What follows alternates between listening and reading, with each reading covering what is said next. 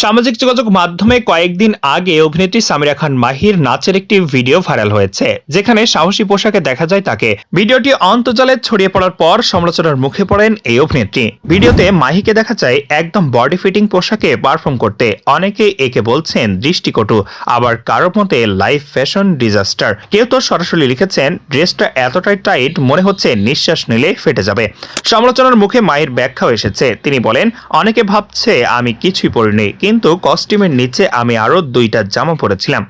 আর এই মন্তব্য ঘিরে নতুন করে হাস্যরসের জন্ম দিয়েছে নেট দুনিয়ায়। কেউ বলছে 2টা জামা পরে এমন লুক হলে একটাও না পড়লে কি হতো। এদিকে মাহি দায় চাপিয়েছে ভিডিওটি যে ব্যক্তি প্রকাশ করেছে তার উপরে। ইচ্ছাকৃতভাবে এবং উদ্দেশ্য প্রণোদিতভাবে হেই করতেই এই নাচের ভিডিও ছড়িয়ে দেওয়া হয়েছে বলে দাবি এই অভিনেত্রীর। নাচের খণ্ডিত অংশ প্রকাশ করা হয়েছে তা জানিয়ে সামিরা খান মাহি বলেন, আমি ইভেন্টে অংশ নিয়ে 1 ঘন্টার মতো পারফর্ম করি। পুরো নাচের মধ্যে অনেকগুলো মুদ্রা ছিল, কিন্তু সেখান থেকে কিছু অংশ নিয়ে তা জুম করে কেউ পাবলিশ করেছে, যেটা দেখতেও খুব বাজে লাগছে। এমনটা করা মোটেও উচিত হয়নি। বিতর্কিত পোশাক নিয়ে সামিরা খান মাহি বলেন, অনেকে মনে হয়েছে নাচের কস্টিউমের নিচে কিছুই পরিনি, কিন্তু তা নয়। নাচের কস্টিউমের ভেতরে আরো 2টা জামা পরেছিলাম। যেহেতু কস্টিউম একদম বডি ফিটিং, সেজন্য হয়তো এমন লেগেছে।